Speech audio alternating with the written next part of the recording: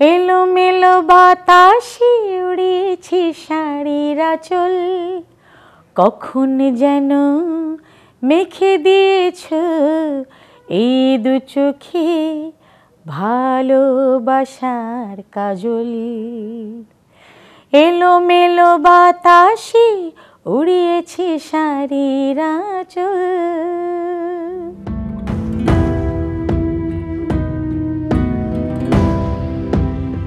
আমার মন মানসিকতার সঙ্গে প্রকৃতির একটা অনেক গভীর সম্পর্ক রয়েছে, যে কারণে একেবারেই এত ছোটবেলা থেকে আমি গাই, সেটা ছিল ছকের বাইরে গাওয়াটা, খুব প্রাণখোলা প্রাণবন্ত।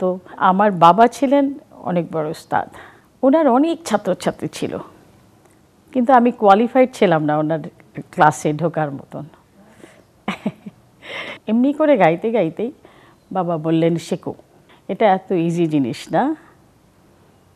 তো এই বলে উনি আমাকে ওনার বাসায় হাতে করে দিলেন, কিন্তু আমার তো ওইসব ভালো লাগতো না। কি সারেগামা, কি এরকম রেয়াজ করা, কঠিন ব্যাপার তো ওইগুলো। আমি বেসিক্যালি আলাউদ্দিন খাঁর ঘরানার আর্টিস্ট ফার্স্ট। আমার ঘরানা আমার বাবাই প্রথম। বাবা নিজে তো অত্যন্ত সুন্দর বাঁশি বাজাতেন। সেই সময়ের টিচার ছিলেন সাদাত হোসেন খান, প্রয়াত হয়েছেন। ওনার বাবা আর আমার বাবা আবার কলিগ ছিলেন।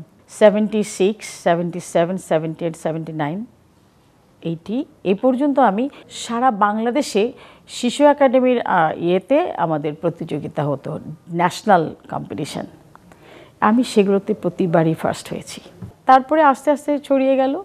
আমি তখন শিশু শিল্পী হিসেবে রেডিওতে গাইতে শুরু করলাম। ভালো ভালো কনসার্টে সেই শিশু শিল্পী হিসেবেই আমি আমন্ত্রিত হতাম। তো সেরকম অনুষ্ঠানগুলো গেলে আমাকে টেবিলের উপরে দাঁড় করিয়ে দিত। সঙ্গীতের মধ্যে মাঝখানে কোনো কিছুর একটা কৃত্রিম কোনো জায়গা নাই, এটা অকৃত্রিম হতে হবে এবং সাধনাটাও অকৃত্রিম হতে হবে। সেই সাধনার কিছুই নেই কোথাও, কিচ্ছু নেই। অথচ এত পরিবেশ ছিল চারদিকে। আমাদের দেশে তো কম গুরু ছিলেন না, কম ভালো ওস্তাদ ছিলেন না, অনেক ভালো ভালো ওস্তাদ ছিলেন। কোনো প্র্যাকটিস নাই, কোনো অর্গানাইজেশন নাই, কোনো ইনস্টিটিউশন নাই, কোনো ট্রেনিং নাই, কিচ্ছু নাই। শহীদ রাষ্ট্রপতি জিয়াউর রহমান, উনি আমাকে যখন দেখেছেন তখন আমি সত্যি অনেক ছোট। গান যে শুনতে হয় এবং কিভাবে গান শুনতে হয় সেটা কি ওনাকে না দেখলে কেউ বুঝতে পারবে না। আমি যখন গাইতাম তো মুগ্ধ হয়ে গান শুনতো আর আমার মাথায় হাত বুলাতো। উত্তরবঙ্গে উনি খাল কাটার প্রোগ্রাম দিয়েছিলেন। খাল কাটার প্রোগ্রাম হতো দিনের বেলা, সন্ধ্যার পরে গান হতো। উনি বসে বসে অনেক শিল্পীদের গান শুনতেন, কিন্তু আমাকে এই যে কোলের কাছে বসিয়ে রাখতেন। সবাই গাওয়ার পরে আবার আমি গাইতে হবে। ওনার পছন্দের গানগুলো ছিল কি, নজরুলগীতি পছন্দ করতেন, লালন গীতি পছন্দ করতেন। আর আমি যেটা গাইতাম সেটা হচ্ছে যে ইসলামিক কাওয়ালি গাইতাম, সেটা উনি খুব পছন্দ করেছেন, ভীষণ ভালো লাগতো তার। ইসলামিক কনফারেন্স মিটিংয়ের মধ্যে দুপুরবেলা একটা ব্রেক হবে, সেই ব্রেকে আমাকে নিয়ে আসলো, বললো, মামনি তুমি কালকে আমাকে যেটা গান শুনিয়েছো ওটা এখন ওনাদেরকে শোনাও। এখনই গাবো? হ্যাঁ হ্যাঁ এখনই গাও বলে আমাকে গাওয়ালো। इनायत करम माबुद शुक्रिया मेहरबानी, इनायत करम माबुद शुक्रिया मेहरबानी, तुमी दिले मोदेर नया जिंदगानी, तुमी दिले मोदेर नया जिंदगानी। যেই না আমি কাওয়ালির মুখ একটা গেয়ে ফেলেছি, জাস্ট ব্রিজ লাইনে যখন গেছি, দিওয়ানা দিওয়ানা দিওয়ানা মুসলমান, দিওয়ানা দিওয়ানা দিওয়ানা মুসলমান, দিওয়ানা দিওয়ানা দিওয়ানা মুসলমান, দিওয়ানা দিওয়ানা দিওয়ানা মুসলমান, ইনায়ত করম মাবুদ শুক্রিয়া মেহেরবানি। সামনে যারা অডিয়েন্স, তাদের মাথায় টুপির আর দেখা যাচ্ছে না, কি দেখা যাচ্ছে শুধু চেয়ারের পাগুলো। চেয়ারটাকে তারা এমনি করে নিয়ে মাথার উপরে নিয়ে ওই যে নাচা শুরু করে দিছে সব। এইরকম অনেক সময় ওনার সাথে আমার কেটেছে, একেবারেই মানে সত্যিকার একটা বাবার মেয়ের সম্পর্ক একটা একটা ডেভেলপ করে গেল। ওই যে একটা আদর্শ ভেতরে ঢুকে গেল আমার মধ্যে। এত বড় মাপের মানুষ হয়ে সাধারণ মানুষকে এত ভালোবাসা যায়, তার যে দূরদর্শিতাটা সেটা আমি অনুভব করলাম। পৃথিবীর ব্যাপারটাও খুবই মজার, ভেরি ইন্টারেস্টিং। একদিন গণভবনে মিটিং ছিল, মিটিং টিটিং শেষ করে খাওয়ার পর্ব হচ্ছে, তখন ওইখানে বসেই উনি বললেন যে টেলিভিশনে ফোন লাগাও তো। মানে আমার গান এখন টেলিভিশনে দেখতে চায় তাই। আর আমি টেলিভিশনে জীবনে ঢুকিই নাই, গাইই নাই, দেখিই নাই টেলিভিশন ভিতরে কী অবস্থা কেমন। আমি জানি টেলিভিশনে গান মানে বাক্সের মধ্যে ঢুকতে হবে আমাকে। আমি তখন জিজ্ঞেস করলাম তাহলে আমি কি গাবো, বলে কাওয়ালি গাবা। কাওয়ালি যেদিন গাইলাম চলে গেল, পরের দিন থেকে শুরু হয়ে গেল একেবারে অন্যরকম একটা বিষয়, যে এইটুকুন বাচ্চা এ কী করে এত শক্তিশালী এত কঠিন কাওয়ালি কীভাবে গাইলো। এরপরে স্টেপটাই ছিল আমাদের সাংবাদিক ভাইরা। তখনকার সাংবাদিকরা তো একটা এত শিক্ষিত, এত দেশপ্রেম ছিল, সাংস্কৃতিক প্রেমী ছিল। তখন এই এক একজন আমাকে নিয়ে লিখতে শুরু করে দিল সুন্দর করে। আরেকটা মিটিং হলো গণভবনে, ডিনার শেষ, বসে আছি, গুনগুন করে গান গাচ্ছি, উনিও গুনগুন করে গান গাচ্ছে। একটা তখন ছিলেন ওনার একজন মন্ত্রী ছিলেন শামসুল হুদা, যার ওয়াইফ ছিলেন লাইলা আরজুমান বানু। আমার খুবই প্রিয় শিল্পী শাহনাজ রহমতুল্লাহ আসতেন। তখন এটা একটা শিল্পীদের একটা আসর হয়ে গেল সেই রকম। তো এরকম করতে করতে আমি জানি না ওনার মাথায় কী ঘুরছে, উনি বলছে যে ওনার এডিসিকে বলল যে কল ক্যাপ্টেন এহতেশাম, ওনাকে বলল ওর গান আমি ফিল্মে দেখতে চাই। পরের দিন আমাকে ভয়েস টেস্টে নিয়ে গেল।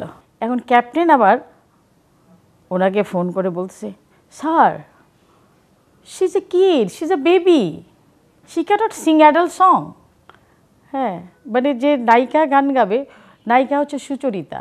3 দিন পরে আমাকে গান টান শিখিয়ে দিল, রেকর্ড হয়ে গেল। ওটা গানটা ছিল, বিয়ের কথা বলতে লগন ঠিক করতে যাবে আমার আব্বা তোমার বাড়ি।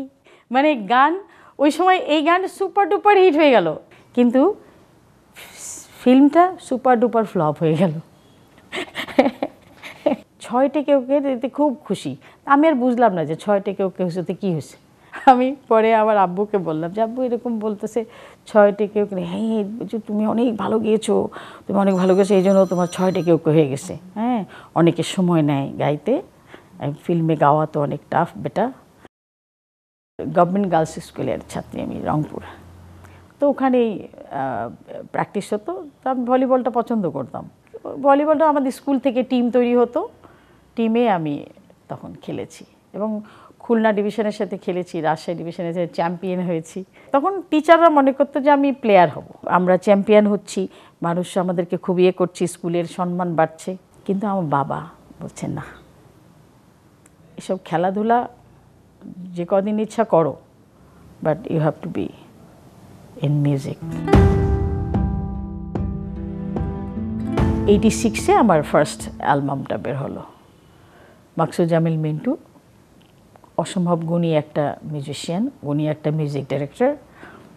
সে এত নিখুঁতভাবে কাজ করেছে, 12টা গান 12 রকমের হয়েছে। এবং একটা অ্যালবামের যে সবগুলো গান হিট হয়, মানে আমি আগে বুঝতে পারিনি, জানি না। তখন যে বিয়ে শাদী হতো, ভিডিও বানাতো তারা, হ্যাঁ ওই গানগুলো দেখতাম যে প্রত্যেকটা ভিডিওতে এই গানগুলো ছিল আর কি। আমি নন্দিনী হতে চাইনি, আমি সঙ্গিনী হতে চাইনি, শুধু হতে চেয়েছি তোমার পত্রমিতা। আমি নন্দিনী হতে চাইনি, আমি সঙ্গিনী হতে চাইনি, শুধু হতে চেয়েছি তোমার পত্রমিতা। এই লেখালেখিটাও আমার ছোটোবেলার থেকেই ছিল। স্কুলে ওয়ালপেপার লিখতাম, তারপরে কিছু গানের ইয়েগুলো মিলানোর জন্য লিখতাম যে এরকম একটা লাইন হলে কেমন হয়, ওরকম একটা লাইন হলে কেমন হয়। তারপরে ছোট ছোট ছড়া, জীবনে যে পরিমাণ ছড়া গান গেয়েছি, ওই অত্যাচারে আমি ছড়া লিখতে হয়েছে আমাকে। আশাজির সঙ্গে গেয়েছি, আশাজির সঙ্গে শুধু গানই না, একসাথে উনি কনসার্ট করেছি। উনি এত ভালোবাসতেন আমাকে, দোয়া করলেন, আদর করলেন, বললেন গাতে রাখো, अभी तो तुम्हारा उम्र नहीं है, गाते रखो, हो जाएगी, अच्छी गाओगी, एमने करे बोलो। ए मोहब्बत तेरे अंजाम पे रोना आया, जाने क्या बात है, हाय जाने क्या बात है, इस शाम पे रोना आया, ए मोहब्बत। বেসিক্যালি সঙ্গীতটা কিন্তু আমাদের মানে মুসলিম ধর্মের মধ্যেই ছিল। সম্রাট আকবরের আসন শুরু হতো না, সভা শুরু হতো না তানসেন না গান গাইলে। দেশ ভাগ হওয়ার আগের ব্যাপারে একটা ছিল, দেশ ভাগ হওয়ার পরে যে আমরা যে পোর্শনটায় পড়ে গেছি, ম্যাক্সিমাম ভালো ওস্তাদরা ওই দিকেই চলে গেছেন। কারণ ওখানে বড় বাজার, ওখানে কদর আছে, সম্মান আছে। এটা যে একটা আদার জিনিস, একটা আদা মানে আদব, আপনাকে প্রেজেন্ট করতে হবে আদবের সাথে। আমরা যে স্টাইলে সম্মান পাই সেটা তো পাচ্ছি, এটা একটা ডিজিটাল সম্মান। আমাদের দেশে মানুষ এখন সম্মান করে, ভালোবাসে, একটা ডিফারেন্ট একটা ইয়ে, কিন্তু এটার মধ্যে যে একটা আদা আছে সেই আদা নাই।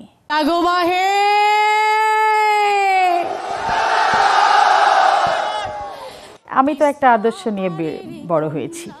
রাজনীতির কথা বললে আমার কাছে তো একটা আদর্শ আছেই, শহীদ রাষ্ট্রপতি জিয়াউর রহমান। ওনার এই আঙ্গুলটি ধরে ধরে আমি হেঁটে বেরিয়েছি। উনি মাঠের পর মাঠ হেঁটে হেঁটে গেছেন, আমি সাথে সাথে গেছি। পেছনে হাজার হাজার মানুষ একসঙ্গে মাটিতে বসে তারা খাচ্ছে, উনিও মাটিতে বসে খাচ্ছেন সবার সাথে, মানে কোনো নিরাপত্তা ছাড়া।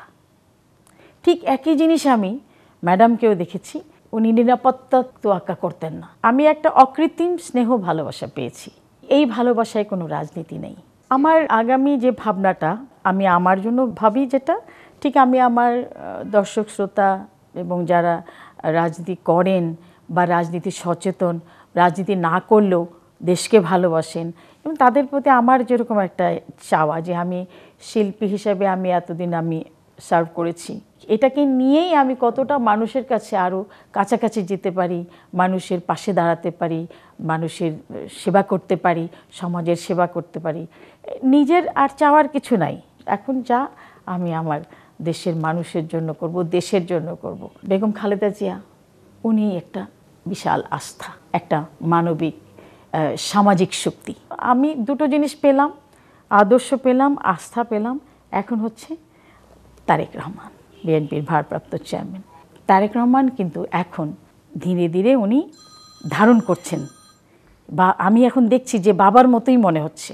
তার কথা বা তার চিন্তা ভাবনা, তার মানে ধ্যান ধারণা, দূরদর্শিতা সেই রকম হয়েছে। তো এইটা হচ্ছে একটা বিশ্বাস। একজন নারী যদি শুধু স্ত্রী হয়েই শেষ হয়ে যান জীবন, ডাজন্ট মেক সেন্স। একটা নারী হয়ে যে একবার মা হয়েছেন শেষ হয়ে গেল তার কাজ, ডাজন্ট মেক সেন্স। কেন পুরুষদেরকেই সব কাজ করতে হবে? হ্যাঁ, একজন নারী তো একই মেধা দিচ্ছেন, মেধা কিন্তু একই। কিছু কিছু ক্ষেত্রে নারীদের মেধা আবার বেশি। নারীদের আসা উচিত, তাতে কী হবে, একটু করে সাহসও বাড়বে নারীদের। কারণ নারীরা যে একটা জায়গায় সীমাবদ্ধ থাকে, একজন মানুষ তাকে ডমিনেট করে ঘরের মধ্যে। তো এই জিনিস থেকে বেরোতে হবে। যখন আমি রাজনীতিতে ঢুকেছি, রাজনীতি করার সময় এবং তার আগেও শিল্পী হিসেবে আমি অনেক দেশ ঘুরেছি, সবসময় আমার নিজের দেশকে আরেকটি দেশের সাথে কম্পেয়ার করতাম। এদের দেশের কী কী আছে, আমাদের দেশে কী কী নাই, ইস এগুলো যদি আমাদের দেশে হতো। সেটা দুটো জিনিস দরকার, একটা হচ্ছে কালচারাল ফ্রিডম আর একটা হচ্ছে ফাইন্যান্সিয়াল ফ্রিডম। এই দুটো জিনিস যখন একটা দেশে কমপ্লিটলি থাকবে, সে দেশটা সমৃদ্ধ হয়ে যাবে। তবে আমার দেশ হচ্ছে কি, আমার দেশ হিসেবে বিলিভ করতে হবে আগে, এই দেশটা আমার। আমাদের সময় অত পলিটিক্স ছিল না, সত্যি কথা। মিউজিকটা কমপ্লিটলি পলিটিক্স থেকে আলাদা ছিল। জেলাসি থাকবে, কিন্তু তাই বলে কি আমি একজনের ক্ষতি করব নাকি, সেটা করা যাবে না। অনৈতিক কাজ করা যাবে না, একদম না। মিউজিক হচ্ছে একটা পবিত্র জিনিস, সঙ্গীত একটা পবিত্র জিনিস। এটাকে ধারণ করতে গেলে ইউ হ্যাভ টু বি একেবারে 100% সততা নিয়ে চলতে হবে, জেনুইনিটি থাকতে হবে, হ্যাঁ, রেসপেক্টফুল থাকতে হবে, হ্যাঁ, এথিক্যাল হইতে হবে, তারপরে আপনার জিনিসটাকে ধারণ করতে হবে। দেশকে বুকে ধারণ করেই তো বিদেশে রিপ্রেজেন্ট করেছি দেশকে। আমি যেখানেই কাজ করি না কেন, আমার দেশকেই আমি ফার্স্ট রিপ্রেজেন্ট করি, আর এটা আমার আদর্শের মধ্যে পড়ে। কারণ আমার দেশ আমাকে অনেক কিছু দিয়েছে। দেশ আমাকে শিল্পী বানিয়েছে, আমার দেশ আমাকে শক্তিশালী একটা আসন দিয়েছে শিল্পী হিসেবে। তো সেই মর্যাদাটা আমাকে সবসময় আমার দেশকে আমি দিতে চাই। ঈদের দিন তো একটু আমি রাঁধতে ভালোবাসি, পছন্দ করি। I love cooking. হ্যাঁ, আমার ছেলে, আমার বীর উত্তম, আমার বাড়ি, ও যেটা খাবে, ও বলবে ওর পছন্দের একটা রান্না আমাকে করতে হবে, সেটা করব। আর আমার ভাই বোনরা যেটা পছন্দ করে আমি সেটা করব। আমার তো এখন আম্মা 7-8 মাস হলো আম্মা চলে গেলেন, বাবাও নেই। ফলে আমি বাবা, আমার ভাই বোন, আমার সন্তান, এই নিয়ে আমার জীবন এখন। আর বাকিটা কমপ্লিটলি আমার রাজনীতি।